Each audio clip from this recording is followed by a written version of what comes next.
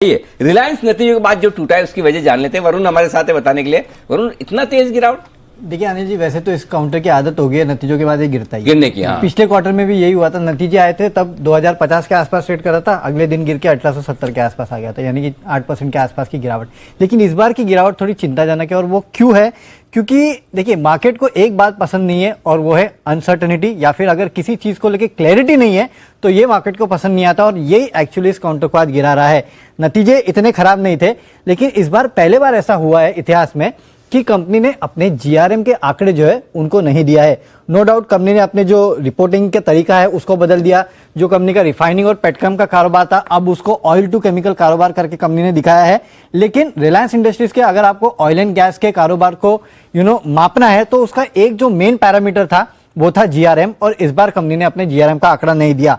In fact पिछले quarter में इस कंपनी का जो जीआरएम था वो लाइफ लोस पे आ गया था $5.7 पे, और उसके बाद अब जीआरएम नहीं देना, ये कहीं ना कहीं इस कंपनी के ऊपर एक क्वेश्चन मार्क खड़ा करता है। इसके अलावा आपको याद होगा सऊदी अरब के साथ जो डील थी ऑयल एंड गैस कारोबार को लेके, उसको लेके भी कोई अपडेट नहीं है। तो ये जो एक समय पे इस कंपनी का ब्रेड एंड बटर कारोबार हुआ करता था, मेन कारोबार हुआ करता था, उसको लेके क्लैरिटी है नहीं। इसके अलावा कुछ रिपोर्ट्स ये सजेस्ट कर रही है कि इन्होंने अपना जो रिटेल और जियो का कारोबार बेचा है उसके कारण आगे जाके मुनाफे में कमी आएगी। क्यों?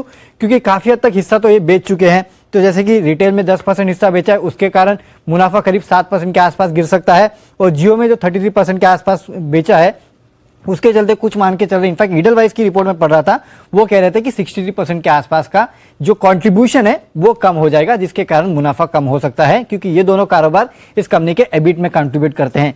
इसके अलावा एक और चीज है, जो इनका फाइबर टू होम कारोबार है उसको लेके भी क्लैरिटी नहीं दी है। सब जगह यही दिया गया है कि अच्छी ग्रोथ हो रही है, नंबर्स कहीं दिए गए नहीं है।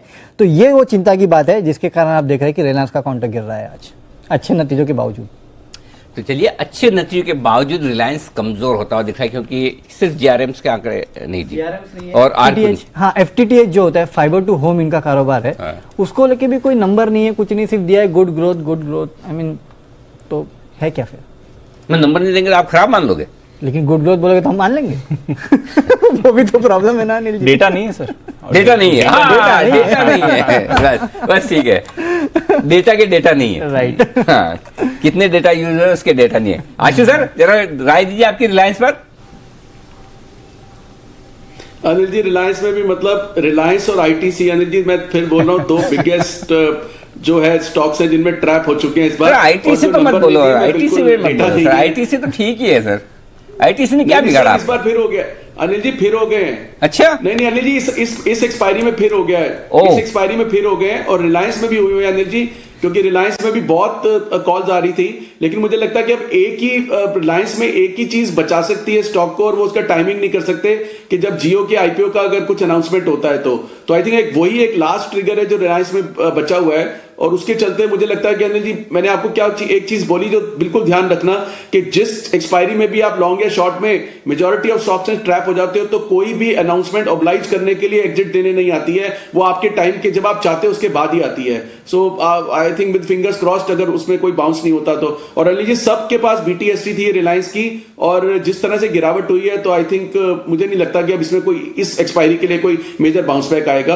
अब बजट की बात तो अनिल जी वो डिफरेंट एक बिल्कुल बॉल गेम ऑल टुगेदर है। तो ये सारे जो व्यू है अनिल जी एक्सपायरी तक के लिए वैलिड है। ओके, एक्सपायरी तक के लिए ये व्यू वैलिड है। इसमें एक और फैक्टर आया सर, टेलीकॉम के लिए इलॉन मस्क साहब, उन्होंने कुछ कमेंट्स करे हैं कि जो रेवोल्यूशन बाकी जगहों पर आया है वो अब टेलीकॉम और इंटरनेट में आना चाहिए, और उन्होंने सैटेलाइट इंटरनेट को बढ़ाने का बात किया है। पिछले हफ्ते इनकी स्पेस की कंपनी है स्पेस एक्स, जो रॉकेट्स लॉन्च करती है ऊपर, तो उन्होंने स्टार लिंक करके एक लॉन्च किया था। आइडिया इज रूरल एरियाज में, अनकनेक्टेड एरियाज में अब सैटेलाइट के जरिए इंटरनेट आएगा। तो ये अब मस्क साहब चाहते हैं कि अब ये इंटरनेट और टेलीकॉम को रेवोल्यूशनाइज किया जाए। उनका कहना है कि अभी तक यहाँ पे टेक्नोलॉजी वैसी नहीं है जैसी होनी चाहिए। ये तो इंटरेस्टिंग चीज है।